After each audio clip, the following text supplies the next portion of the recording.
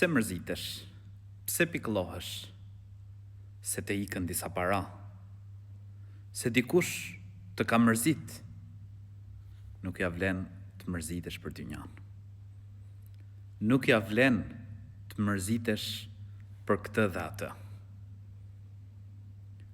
Ajo që në të vërtet duhet të mërzitet dhe të pikëllohet për të njeriu është nëse neglizhon diçka për botën tjetër.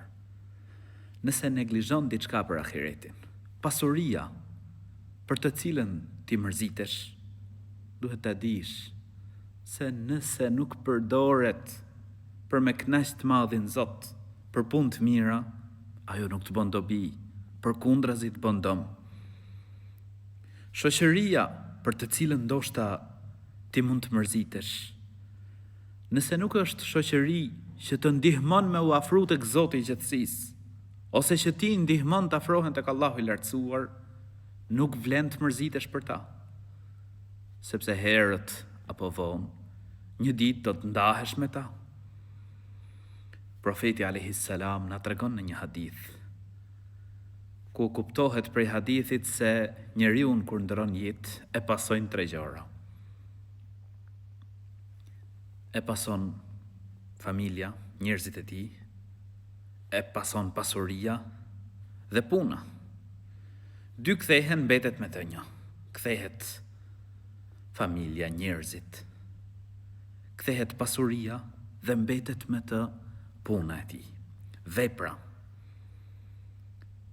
Nëse vlen që njeriu të mërzitet për diçka, duhet të mërzitet për ahiretin. Ajo po, për xhenetin. Apo punon, apo vepron për të. Të parët tanë kishin dëshirë që dikush t'ja rikujtonte vazhdimisht, e t'i thoshte që kjo botë është kalimtare. Kjo botë nuk ja vlen që njeriu të mërzitet për të. Bota e përjetshme është lumturia e përjetshme. Tu sa do të jetosh një moment të lumtur, do të që edhe mërzitesh. E tillë është kjo dynja. Lumturia e përjetshme është bota tjetër. Prandaj, njëherë, njëri prej të parve i shkon mbretit të muslimanëve, Harun ar-Rashid, dhe fillon ta këshilloj. I tha, ti tha, do të ndërosh jetë i vetëm. Do t'jesh më varr, tha, i vetëm. Do të ringjallësh i vetëm. Pra sa do që ti ke sot pushtet, ke pasuri, ke njerëz rreth teje, do vi një moment që gjitha këto do t'i lesh. Do t'u udhëzosh i vetëm. Do të largohesh nga kjo dynja i vetëm. Dhe do të ringjallesh, tha, i vetëm. Tha, friksoju momentit dhe kujto pra momentin kur do të qëndrosh para Allahut lartësuar. Kështu që vllai im, motra ime, nuk ja vlen çdo lloj situate dhe vështirësie që po kalon. Nuk ja vlen që të mërzitesh për këtë dynja. Dije që ajo është kalimtare. Do të kaloj edhe situata më e vështirë që mund të kesh. Dije që ajo do të kaloj.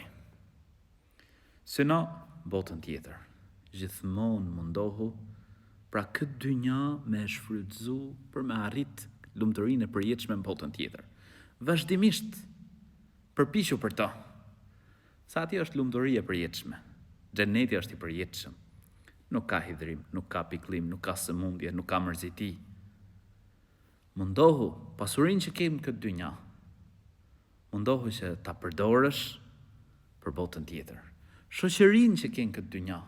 Mundohu të nxisni njëri tjetrin për me u afru tek Allahu i lartësuar. Me bashkëshortin, me bashkëshorten, përpiqu që të afrohesh tek Zoti i gjithësisë, me të afërmit e tu. Me të vërtet, për këtë ja vlen që njeriu të sakrifikojë, të përpiqet për botën tjetër.